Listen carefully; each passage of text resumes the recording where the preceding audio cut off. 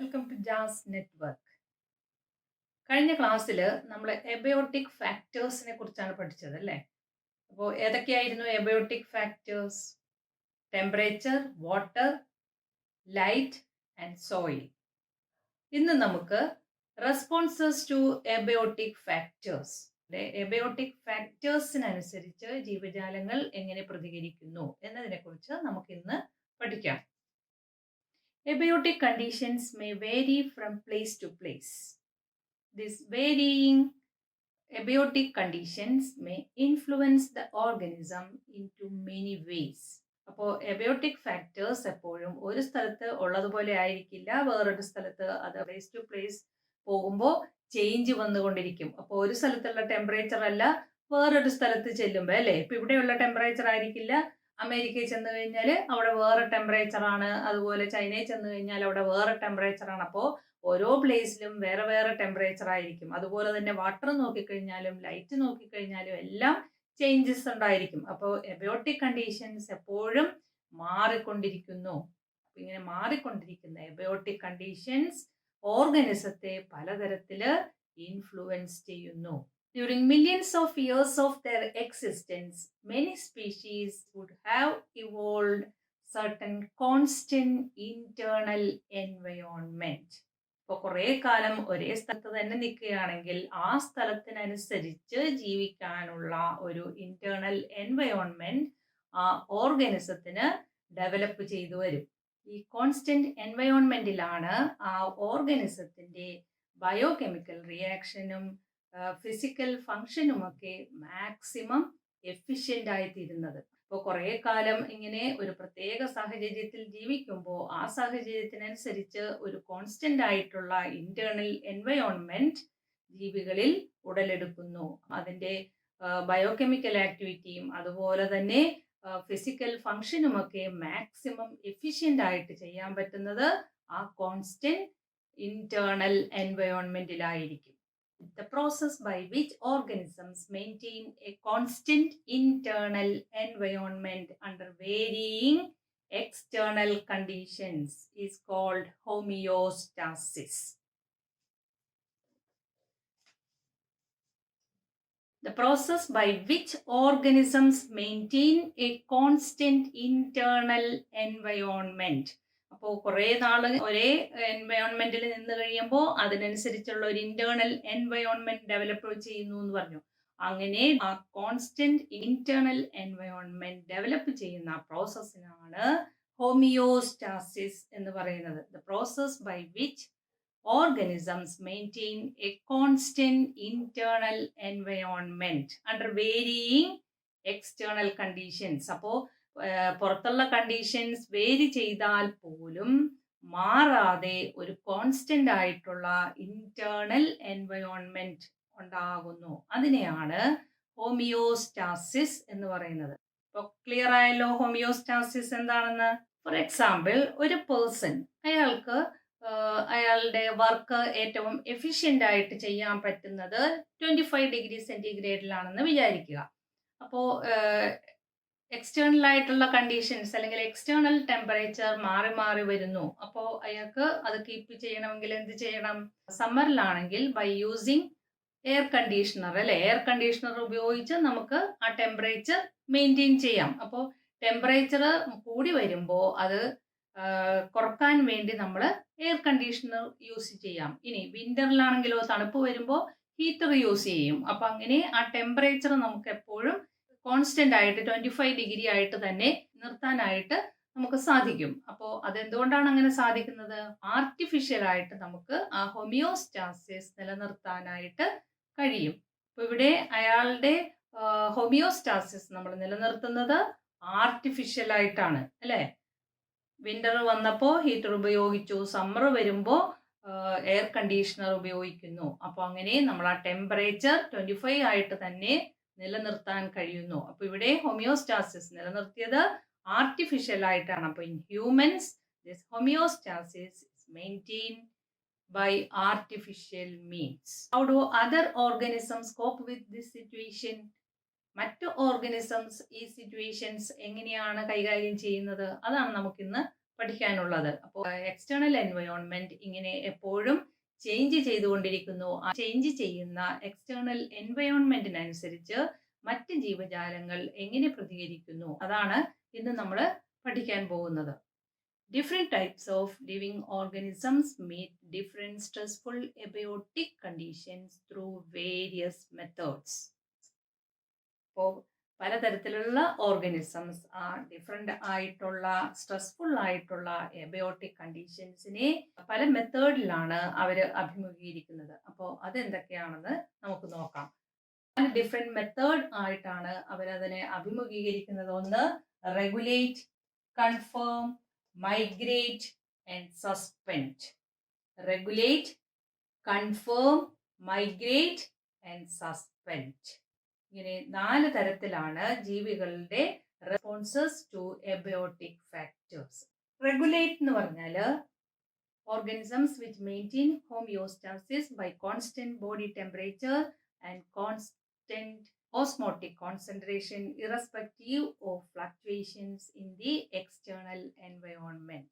അതായത് ഹോമിയോസ്റ്റാസിസ് അവർ നിലനിർത്തുന്നു. ഹോമിയോസ്റ്റാസിസ് എന്ന് പറഞ്ഞാൽ കോൺസ്റ്റന്റ് ഇന്റേണൽ എൻവയോൺമെന്റ്. അപ്പോൾ കോൺസ്റ്റന്റ് എൻവയോൺമെന്റ് നിലനിർത്തുന്നത് എങ്ങനെ? By keeping the body temperature constant. അപ്പോൾ അവരുടെ ബോഡി ടെമ്പറേച്ചർ കോൺസ്റ്റന്റ് ആകുക, അല്ലെങ്കിൽ അവരുടെ ഓസ്മോട്ടിക് കോൺസെൻട്രേഷൻ, അതായത് ഉള്ളിലുള്ള ബോഡിക്കകത്തുള്ള ആ ഫ്ലൂയിഡിന്റെ എല്ലാം കോൺസെൻട്രേഷൻ അത് കോൺസ്റ്റന്റ് ആയിട്ടിരിക്കുകയും ചെയ്യുന്ന ഒരവസ്ഥ. അതിനാണ് ആ ഒരു കണ്ടീഷൻ കീപ്പ് ചെയ്യുന്ന ഓർഗനിസത്തെയാണ് റെഗുലേറ്റ് എന്ന് പറയുന്നത്. അതായത് അവരവരുടെ ഹോമിയോസ്റ്റാസിസ് അല്ലെങ്കിൽ ഇന്റേണൽ എൻവയോൺമെന്റ് നിലനിർത്തുന്നത് അവരുടെ ബോഡി ടെമ്പറേച്ചർ കോൺസ്റ്റന്റ് ആയിട്ടിരിക്കുന്നു. ബോഡി ടെമ്പറേച്ചർ കോൺസ്റ്റന്റ് ആക്കി വെക്കുകയോ അല്ലെങ്കിൽ അവരുടെ ഓസ്മോട്ടിക് കോൺസെൻട്രേഷൻ കോൺസ്റ്റന്റ് ആയിരിക്കുകയോ ചെയ്യുന്ന ഓർഗനിസം, അതാണ് റെഗുലേറ്റ് എന്ന് പറയുന്നത്. ഇപ്പോൾ ഫോർ എക്സാമ്പിൾ മാമൽസ് അതുപോലെ ബേർഡ്സ്, ഇതൊക്കെ അവരുടെ എല്ലാം ബോഡി ടെമ്പറേച്ചർ എപ്പോഴും കോൺസ്റ്റന്റ് ആയിരിക്കും. അപ്പോൾ animals having constant body temperatures are called endotherms. Regulate ഒരു കോൺസ്റ്റന്റ് ബോഡി ടെമ്പറേച്ചറോ കോൺസ്റ്റന്റ് ആയിട്ടുള്ള ഓസ്മോട്ടിക് കോൺസെൻട്രേഷനോ ഉള്ള ഓർഗനിസമാണ് റെഗുലേറ്റ് എന്ന് പറയുന്നത്. Organisms having constant body temperatures are known as endotherms or homeotherms or warm blooded animals. Example ഏതൊക്കെയാണ്? മാമൽസ്,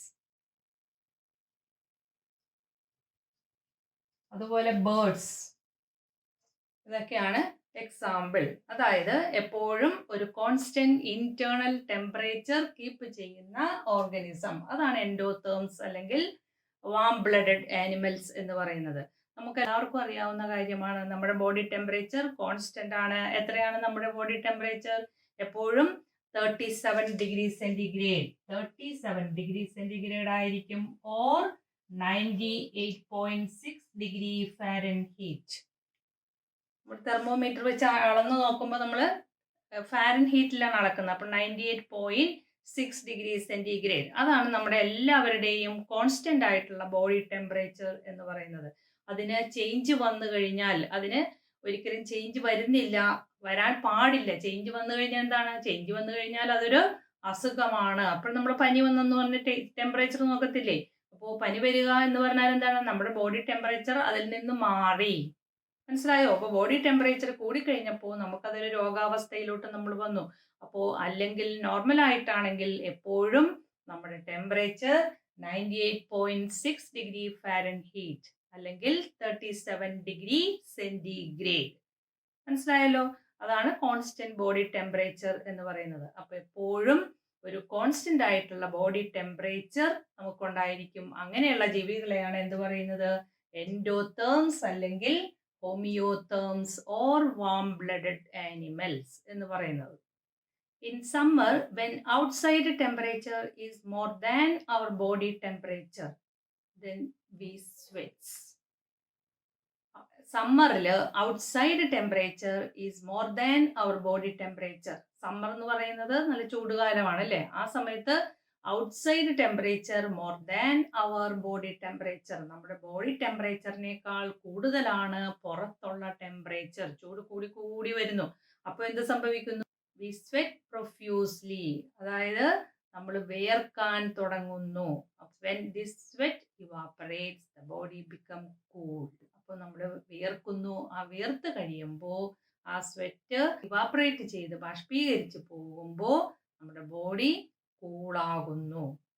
നമ്മുടെ ബോഡി ടെമ്പറേച്ചർ അങ്ങനെ തന്നെ നിലനിർത്തുന്നതിന് വേണ്ടി, ബോഡി കൂളാകുന്നതിന് വേണ്ടിയുള്ള ഒരു ടെക്നിക്കാണ് ആ സ്വെറ്റ് ചെയ്യുക അല്ലെങ്കിൽ വിയർക്കുന്നത്.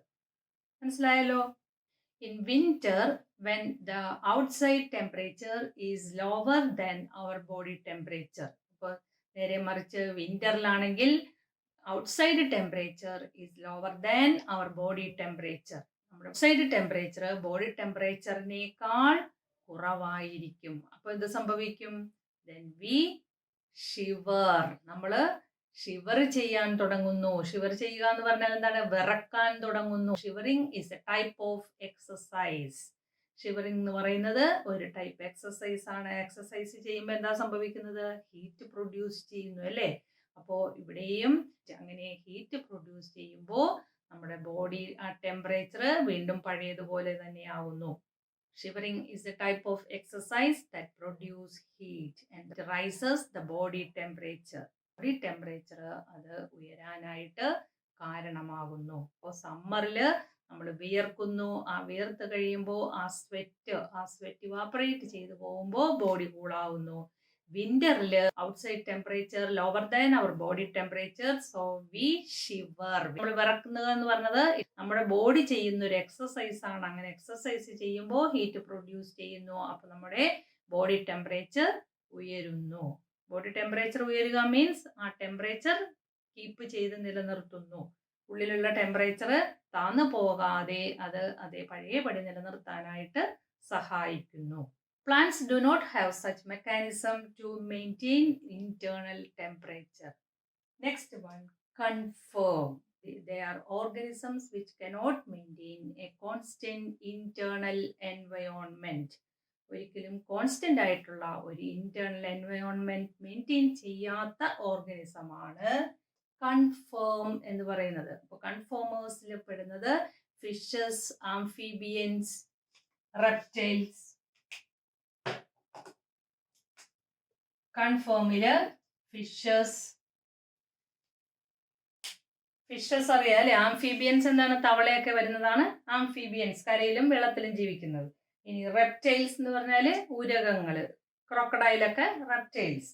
ഇനി പ്ലാന്റ്സിനും ഒരു ഹോമിയോസ്റ്റാസിസ് കീപ്പ് ചെയ്യാനുള്ള കഴിവില്ല.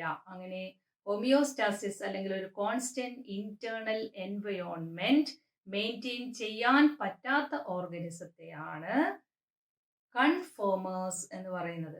അപ്പോൾ അവർക്ക് ഒരു കോൺസ്റ്റന്റ് ഇന്റേണൽ എൻവയോൺമെന്റ് ഉണ്ടാക്കാൻ പറ്റുന്നില്ല എന്ന് പറഞ്ഞാൽ അതിനർത്ഥം എന്താണ്? അവരുടെ ഇന്റേണൽ എൻവയോൺമെന്റ് എപ്പോഴും ചേഞ്ച് ചെയ്തുകൊണ്ടിരിക്കും. അതായത് എക്സ്റ്റേണൽ ആയിട്ടുള്ള എൻവയോൺമെന്റിനനുസരിച്ച് ഇന്റേണൽ എൻവയോൺമെന്റും മാറുന്നു. പുറത്ത് തണുപ്പാണെങ്കിൽ അവരുടെ അകവും തണുത്തു വരുന്നു, പുറത്ത് ചൂടാണെങ്കിൽ ഉള്ളിലും ചൂട് വരുന്നു. അതാണ്. അപ്പോൾ അവർക്ക് കോൺസ്റ്റന്റ് ആയിട്ടുള്ള ഇന്റേണൽ ടെമ്പറേച്ചർ ഇല്ല. അവരുടെ ടെമ്പറേച്ചർ എപ്പോഴും ഔട്ട്സൈഡിനനുസരിച്ച് മാറുന്നു. അങ്ങനെ വേരിയിങ് അല്ലെങ്കിൽ ചേഞ്ചസ് വരുന്ന ഒരു എൻവയോൺമെന്റ് ആണ് അവരുടെ ഉള്ളിലുള്ളത്. These organisms change their body temperature with the outside temperature. അപ്പോൾ ഉള്ളിലുള്ള ടെമ്പറേച്ചർ ഔട്ട്സൈഡിലുള്ള ടെമ്പറേച്ചറിനനുസരിച്ച് മാറ്റം വരുത്തുന്നു. These organisms are known as ectotherms. Endotherms എന്നാണ് നേരത്തെ പറഞ്ഞത്. Internal environment, constant internal environment ഉള്ളതിനെ എൻഡോതേംസ്, അതില്ലാത്തതാണ് എക്ടോതേംസ്. അതുപോലെ ഹോമിയോതേംസ് ഓർ പോയിക്കിലോതേംസ്. 3 പേരും പറയും. ഇവിടെയും നമ്മൾ 3 പേര് പറഞ്ഞു, ഇവിടെയും 3 പേരുണ്ട്. പോയിക്കിലോതേംസ്. അതുപോലെ ഇവിടെ വാം ബ്ലഡഡ് ആനിമൽസ്, അത് തന്നെയാണ് അത്. അതുപോലെ കോൾഡ് ബ്ലഡഡ് ആനിമൽസ്. അപ്പൊ ഈ 3 പേരും സെയിം തന്നെയാണ്. Ectotherms or poikilotherms or cold blooded animals. എന്തിനാണ്? ഇന്റേണൽ എൻവയോൺമെന്റ് എക്സ്റ്റേണൽ എൻവയോൺമെന്റിനനുസരിച്ച് ചേഞ്ച് വരുന്ന ഓർഗനിസത്തെ, അതിനാണ് പോയിക്കിലോതേംസ് അല്ലെങ്കിൽ കോൾഡ് ബ്ലഡഡ് ആനിമൽസ് എന്നൊക്കെ പറയുന്നത്. ക്ലിയർ ആയല്ലോ? രണ്ടും തമ്മിലുള്ള വ്യത്യാസം മനസ്സിലായില്ലേ? Heat gain and heat loss depends upon the surface area. ഒരു ഓർഗനിസത്തിൽ നിന്ന് ഹീറ്റ് പുറത്തേക്ക് പോകുന്നതും അല്ലെങ്കിൽ ഹീറ്റ് അബ്സോർബ് ചെയ്യുന്നതും അതിൻ്റെ സർഫസ് ഏരിയയെ ആശ്രയിച്ചിരിക്കും. Heat loss and heat gain depends upon the surface area. Smaller animals have larger surface area relative to its volume. Smaller animals have larger surface area. ഒരു സ്മോളർ ആനിമൽ, അതായത് ഏതെങ്കിലും ഒരു smaller ആയിട്ടുള്ള ഏതെങ്കിലും ഒരു ജീവി ആണെന്ന് വിചാരിക്കുക, അതിന് ലാർജ് സർഫസ് ഏരിയ എന്ന് പറയാനുള്ള കാരണം എന്താണ്? ഇവിടെ നോക്കിക്കേ, അതിൻ്റെ വോളിയം അനുസരിച്ച്. അപ്പോൾ ഒരു ചെറിയ ഒരു ജീവി എടുത്തു, അത് അതിൻ്റെ വോളിയം, അതിൻ്റെ വ്യാപ്തം എന്ന് പറയുന്നത് എത്രയെങ്കിലും ആകട്ടെ, അതിനേക്കാൾ ഒരുപാട് കൂടുതലാണ് അതിൻ്റെ സർഫസ് ഏരിയ എന്ന് പറയുന്നത്. അതായത് നമ്മൾ അതിൻ്റെ വോളിയം എടുത്ത് നോക്കുക, അതിൻ്റെ വെയിറ്റ് എടുത്തു കഴിഞ്ഞാൽ ഉള്ളതിനേക്കാൾ കൂടുതലാണ് ഇതിൻ്റെ സർഫസ് ഏരിയ എന്ന് പറയുന്നത്. അതിന് ചുറ്റും ഉള്ള ഏരിയ, അതാണ് സർഫസ് ഏരിയ. അപ്പോൾ അതിൻ്റെ വെയിറ്റ് നമ്മൾ നോക്കിക്കഴിഞ്ഞാൽ വളരെ കുറച്ചേ ഉള്ളൂ. പക്ഷേ സർഫസ് ഏരിയ നോക്കുമ്പോൾ ഏത് വോളിയവുമായിട്ട് കമ്പയർ ചെയ്യുമ്പോൾ ഉള്ള കാര്യമാണ് പറഞ്ഞത്. അപ്പോൾ ഇത്രയേ ഉള്ള ഒരു ജീവിക്ക് അതിൻ്റെ വെയിറ്റുമായിട്ട് അത് കമ്പയർ ചെയ്യുമ്പോൾ, അതിൻ്റെ വോളിയവുമായിട്ട് കമ്പയർ ചെയ്യുമ്പോൾ അതിൻ്റെ സർഫസ് ഏരിയ എന്ന് പറയുന്നത് കൂടുതലാണ്. ഒരു ആനയെ നിങ്ങളൊന്ന് വിചാരിച്ച് നോക്കൂ. ഒരു ആനയെ നോക്കിക്കഴിഞ്ഞാൽ അതിൻ്റെ വെയിറ്റ്, അതിൻ്റെ വ്യാപ്തം, അതിൻ്റെ വോളിയം എടുത്തു കഴിഞ്ഞാൽ എത്രയോ കൂടുതലാണ്. പക്ഷേ അതിൻ്റെ സർഫസ് ഏരിയ നോക്കിക്കഴിഞ്ഞാൽ അതുമായിട്ട്, അതിൻ്റെ ആ വോളിയവുമായിട്ട് കമ്പയർ ചെയ്യുമ്പോൾ അതിൻ്റെ സർഫസ് ഏരിയ എന്ന് പറയുന്നത് നിസ്സാരമാണ്. മനസ്സിലായോ? അതാണ് ഈ സ്മോളർ ആനിമൽസും വലിയ ആനിമൽസും തമ്മിലുള്ള വ്യത്യാസം. വലിയ ആനിമൽസിന് സർഫസ് ഏരിയ കുറവായിരിക്കും. ഇതിന് അതിൻ്റെ ബോഡി വോളിയവുമായിട്ട് കമ്പയർ ചെയ്യുമ്പോൾ സർഫസ് ഏരിയ കൂടുതലായിരിക്കും. Because smaller animals have large surface area relative to its volume. അതിൻ്റെ വോളിയവുമായിട്ട് നോക്കിക്കഴിയുമ്പോൾ അതിന് സർഫസ് ഏരിയ കൂടുതലാണ്. So they lose body heat quickly if it is cold outside. അപ്പോൾ സർഫസ് ഏരിയ കൂടുതലായതുകൊണ്ട് തണുപ്പാണെങ്കിൽ എന്ത് പറ്റും? പെട്ടെന്ന് തന്നെ അതിൻ്റെ ഹീറ്റ് ആ സർഫസിലൂടെ, കൂടുതൽ സർഫസ് ഏരിയ ഉള്ളത് കൊണ്ട്, ഈ ചെറിയ ജീവിയാണിത്, ഇതിന് വളരെ വോളിയം കുറവാണ്. അപ്പോൾ പുറത്ത് കോൾഡ് ആണെങ്കിൽ പെട്ടെന്ന് തന്നെ അതിൻ്റെ ഹീറ്റ് മുഴുവനും പോയിത്തീരുന്നു. Then they have to expend much energy to generate body heat. അപ്പോൾ വീണ്ടും അതിന് ബോഡി ഹീറ്റ് ഉണ്ടായി വരണമെങ്കിൽ അതിൻ്റെ മെറ്റബോളിസം കൂടുതലായിട്ട് വർക്ക് ചെയ്യണം, അല്ലെങ്കിൽ അത് കൂടുതലായിട്ട് എനർജി ഉണ്ടാക്കിയാൽ മാത്രമേ അതിന് ഹീറ്റ് ഉണ്ടാക്കിയെടുക്കാൻ പറ്റുള്ളൂ. അപ്പോൾ ചെറിയ ജീവജാലങ്ങൾക്ക് സർഫസ് ഏരിയ അതിൻ്റെ വോളിയവുമായി നോക്കിക്കഴിഞ്ഞാൽ സർഫസ് ഏരിയ കൂടുതലാണ് ഉള്ളത്. അങ്ങനെ കൂടുതലുള്ളത് കൊണ്ട് പെട്ടെന്ന് തന്നെ ബോഡി ഹീറ്റ് ലോസ് ചെയ്തു പോകുന്നു. അങ്ങനെ പെട്ടെന്ന് ബോഡി ഹീറ്റ് ലോസ് ചെയ്തു പോയാൽ അതിന് പിന്നീട് ആ ഹീറ്റ് ഉണ്ടാക്കിയെടുക്കണമെങ്കിൽ അതിന് കൂടുതലായിട്ട് എനർജി ഉപയോഗിക്കേണ്ടതായിട്ട് വരും. This is the main reason why small animals are rarely found in polar region. അപ്പോൾ പോളാർ റീജിയൻ എന്ന് പറഞ്ഞാൽ എന്താണ്? തണുത്തിരിക്കുന്ന പ്രദേശമാണ് അല്ലേ? അപ്പോൾ ആ തണുത്തിരിക്കുന്ന പ്രദേശത്ത് ചെറിയ ജീവികളെ ഒന്നും കാണാത്തതിന് കാരണം ഇതാണ്. പരീക്ഷയ്ക്ക് ചോദിക്കുന്ന ഒരു ചോദ്യമാണ്, എന്തുകൊണ്ടാണ് ഈ സ്മോൾ ഓർഗാനിസംസ് പോളാർ റീജിയനിൽ കാണാത്തത്? One is migrate. Migration is the process of temporary movement of organisms from a stressful habitat to a more hospitable area and return when stressful period is over. അതായത് ഒരു stressful ആയിട്ടുള്ള ഒരു habitat, എന്തെങ്കിലും മോശമായിട്ടുള്ള ഒരു unfavourable ആയിട്ടുള്ള situation വരുമ്പോൾ, അല്ലെങ്കിൽ അൺഫേവറബിൾ ആയിട്ടുള്ള കാലാവസ്ഥ വരുമ്പോൾ ആ സ്ഥലത്ത് നിന്ന് അത് മൈഗ്രേറ്റ് ചെയ്യുന്നു. അതായത് അവിടെ നിന്ന് മൂവ് ചെയ്ത് വേറൊരു സ്ഥലത്തേക്ക് പോകുന്നു. മോശം ആയിട്ടുള്ള ഒരു കാലാവസ്ഥ വരുമ്പോൾ, അല്ലെങ്കിൽ തണുപ്പ് കാലം വന്നൊന്നിരിക്കട്ടെ, തണുപ്പ് കാലം വരുമ്പോൾ നമുക്ക് തണുപ്പ് കാലം സഹിക്കാൻ പറ്റുന്നില്ലെങ്കിൽ ഉടനെ നമ്മൾ ആ സ്ഥലത്ത് നിൽക്കണ എന്തിനാണ്? അപ്പോൾ തണുപ്പ് വരുന്ന ആ സ്ഥലത്ത് നിന്ന് മാറി വേറൊരു സ്ഥലത്തേക്ക് പോകുക. എന്നിട്ട് വീണ്ടും ഇവിടെ നല്ല കാലം വരുമ്പോൾ ആ പോയ സ്ഥലത്ത് നിന്ന് വീണ്ടും തിരിച്ചിങ്ങോട്ട് വരിക. അതാണ് മൈഗ്രേഷൻ എന്ന് പറയുന്നത്. അപ്പോൾ നിങ്ങൾക്കറിയാം ദേശാടനം അല്ലേ? ബേർഡ്സ് ഒക്കെ ദേശാടനം നടത്താറുള്ള കാര്യം അറിയാവുന്നതാണ് അല്ലേ? നമ്മൾ പറയാറുണ്ട് ദേശാടന കിളികൾ എന്നൊക്കെ പറയാറില്ലേ? ദേശാടനം എന്ന് പറഞ്ഞാൽ എന്താണ്? വേറെ ദേശത്ത് നിന്ന് വരുന്നതിനാണ് നമ്മൾ ദേശാടനം എന്ന് പറയുന്നത്. അതാണ് മൈഗ്രേഷൻ എന്ന് പറയുന്നത്. അപ്പോൾ എവിടെയെങ്കിലും മോശം കാലാവസ്ഥ വരുമ്പോൾ അവിടെ നിന്ന് മാറി നല്ല കാലാവസ്ഥ ഉള്ളിടത്ത് പോയി താമസിച്ചിട്ട് വീണ്ടും ഇവിടെ നല്ലതാവുമ്പോൾ അത് വീണ്ടും അതിൻ്റെ നാട്ടിലേക്ക് തന്നെ തിരിച്ചു വരുന്നു. അതാണ് മൈഗ്രേഷൻ എന്ന് പറയുന്നത്. നമ്മുടെ ടെക്സ്റ്റ് ബുക്കിൽ ഒരു എക്സാമ്പിൾ ഉണ്ട്, അതുകൊണ്ട് നിങ്ങൾ അത് പഠിക്കണം. The Keoladeo national park at Bharatpur in Rajasthan.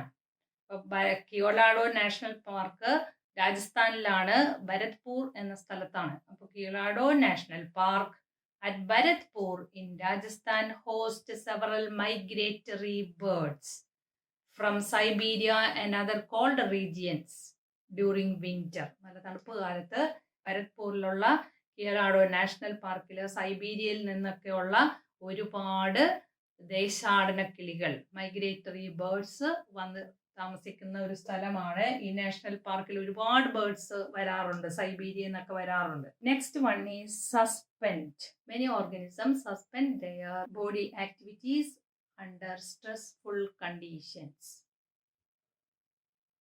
Suspend there body activities. Suspend എന്ന് പറഞ്ഞാൽ എന്താണ്? സസ്പെൻഷൻ കിട്ടി എന്ന് പറയാറില്ലേ? എന്താണ് ജോലിക്ക് സസ്പെൻഷൻ കിട്ടുക എന്ന് പറഞ്ഞാൽ എന്താണ്? ഒരു ടെമ്പററി ആയിട്ട് ബ്ലോക്ക് ചെയ്യുക, ടെമ്പററി ആയിട്ട് അവരുടെ വർക്കിൽ നിന്ന് അവരെ മാറ്റി നിർത്തുക. അതാണ് നമ്മൾ സസ്പെൻഡ് ചെയ്യുക എന്ന് പറയുന്നത്. ഇവിടെ ബോഡി ആക്ടിവിറ്റീസ് സസ്പെൻഡ് ചെയ്യുന്നു എന്ന് പറഞ്ഞാൽ എന്താണ്?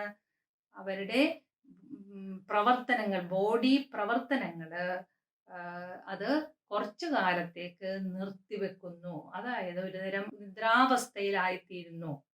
മനസ്സിലായോ? അപ്പോൾ സ്ട്രെസ്ഫുൾ കണ്ടീഷൻ വരുമ്പോൾ, അല്ലെങ്കിൽ അൺഫേവറബിൾ ആയിട്ടുള്ള ഒരു സിറ്റുവേഷൻ വരുമ്പോൾ അത് അതിൻ്റെ ബോഡി ആക്ടിവിറ്റീസ് എല്ലാം നിർത്തിവെക്കുന്നു. അതിനെയാണ് നമ്മൾ സസ്പെൻഡ് എന്ന് പറയുന്നത്.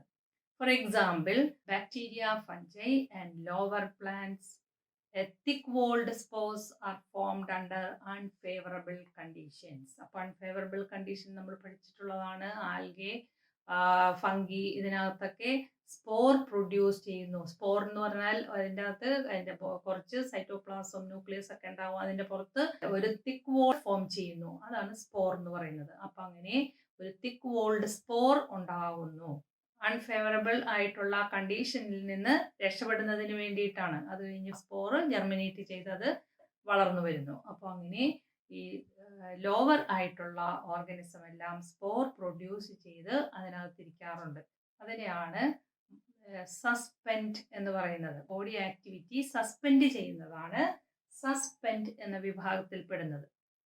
The period by which organisms suspend their activities are known as dormancy period. The period by which organisms suspend their activities are known as dormancy period. അപ്പോൾ ഞാൻ ഇപ്പോൾ പറഞ്ഞില്ലേ 10-16 വർഷം ഇരിക്കുമെന്ന്. ആ 10-16 വർഷം അത് ഡോർമെന്റ് ആയിരിക്കുന്നു. ആ പീരീഡിനെയാണ് ഡോർമൻസി പീരീഡ് എന്ന് പറയുന്നത്. അപ്പം അതിൻ്റെ ആക്ടിവിറ്റീസ് അത് സസ്പെൻഡ് ചെയ്തിരിക്കുന്ന ആ പീരീഡിനെ ഡോർമൻസി പീരീഡ് എന്ന് പറയും. If the dormancy period is in winter, it is known as winter sleep or hibernation. If the dormancy is in winter, it is known as winter sleep or hibernation. Example, certain bears, bear, കരടികളൊക്കെ അങ്ങനെ winter വരുമ്പോൾ, തണുപ്പ് വരുമ്പോൾ അവരങ്ങനെ ഒരു നിദ്രാവസ്ഥയിൽ അവരുടെ activity ഒക്കെ മാറ്റി നിർത്തി അവർ ഒരു നിദ്രാവസ്ഥയിലോട്ട് പോവാറുണ്ട്. അതിനെയാണ് വിന്റർ സ്ലീപ്പ് അല്ലെങ്കിൽ ഹൈബർനേഷൻ എന്ന് പറയും. അപ്പോൾ വിന്ററിലാണ് അവരുടെ ആക്ടിവിറ്റി സസ്പെൻഡ് ചെയ്യുന്നത്. ആ ഡോർമൻസി പീരീഡ് വിന്ററിലാണ് ഉണ്ടാകുന്നതെങ്കിൽ അതിനെ ഹൈബർനേഷൻ അല്ലെങ്കിൽ വിന്റർ സ്ലീപ്പ് എന്ന് പറയും. ഇനി അത് സമ്മറിലാണ് ഉണ്ടാകുന്നതെങ്കിൽ അതിനെ എന്ത് വിളിക്കും? സമ്മറിലാണ് ഉണ്ടാകുന്നതെങ്കിൽ സമ്മർ സ്ലീപ്പ് ഓർ ഈസ്റ്റിവേഷൻ എന്ന് പറയും. Example some snails, some fishes, ഇതൊക്കെ സമ്മർ സ്ലീപ്പ് ചെയ്യാറുള്ളതാണ്. നിങ്ങൾക്കറിയായിരിക്കും ചിലപ്പോൾ നമ്മൾ വരാൽ എന്ന് പറയുന്ന ഫിഷ് ഉണ്ടല്ലോ, നമ്മുടെ കുളത്തിലൊക്കെ സാധാരണ കാണുന്ന ഫിഷാണ് വരാൽ എന്ന് പറയുന്നത്. കുളത്തിൽ വെള്ളമൊക്കെ വറ്റിക്കഴിയുമ്പോൾ അത് മണ്ണിൻ്റെ അടിയിലോട്ട് കയറി അവിടെ ഇരിക്കും. നമ്മൾ നോക്കുമ്പം വെള്ളമേ ഇല്ല, ഈ ഫിഷ് ഉണ്ടെന്ന് നമ്മൾ അറിയത്തില്ല. കുറേ നാൾ കഴിഞ്ഞ് വെള്ളമൊക്കെ വരുമ്പോൾ അത് അതിൻ്റെ പുറത്തൊരു ഉറ പോലൊരു സാധനം ഉണ്ടാക്കി ഒരു കവറിങ് ഉണ്ടാക്കിയിട്ട് അത് മണ്ണിൻ്റെ അടിയിലോട്ട് കയറി അവിടെ ഇരിക്കും. കുറേ നാൾ കഴിയുമ്പോൾ അത് അതിൽ നിന്ന് പുറത്തിറങ്ങി വരും.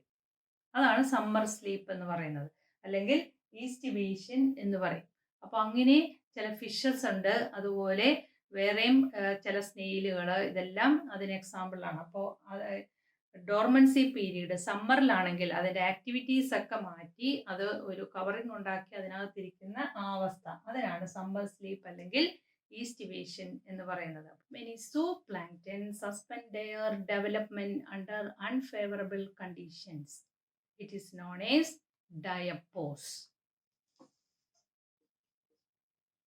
സൂപ്ലാങ്ക്ടൻ. സൂപ്ലാങ്ക്ടൻ എന്ന് പറഞ്ഞാൽ എന്താണ്? സൂപ്ലാങ്ക്ടൻ എന്ന് പറഞ്ഞാൽ വെള്ളത്തിലൊക്കെ കാണുന്ന സൂക്ഷ്മമായിട്ടുള്ള ആനിമൽസിനെ, മൈക്രോസ്കോപ്പിക് ആനിമൽസിനെയാണ് സൂപ്ലാങ്ക്ടൻ എന്ന് പറയുന്നത്. അപ്പം അങ്ങനെയുള്ള സൂപ്ലാങ്ക്ടൻ, പല സൂപ്ലാങ്ക്ടനും അതിൻ്റെ ഡെവലപ്മെൻറ്റ്, അതിൻ്റെ വളർച്ച അല്ലെങ്കിൽ അതിൻ്റെ ഡെവലപ്മെൻറ്റ് സസ്പെൻഡ് ചെയ്തു വെക്കുന്നു അൺഫേവറബിൾ കണ്ടീഷൻ വരുമ്പോൾ. അതിന് ഡയപ്പോസ് എന്നാണ് പറയുന്നത്. അപ്പോൾ ഇത്രയുമാണ് നമുക്കിന്ന് പഠിക്കാനുള്ളത്. എല്ലാവർക്കും നന്നായിട്ട് മനസ്സിലായി എന്ന് വിചാരിക്കുന്നു. Thank you.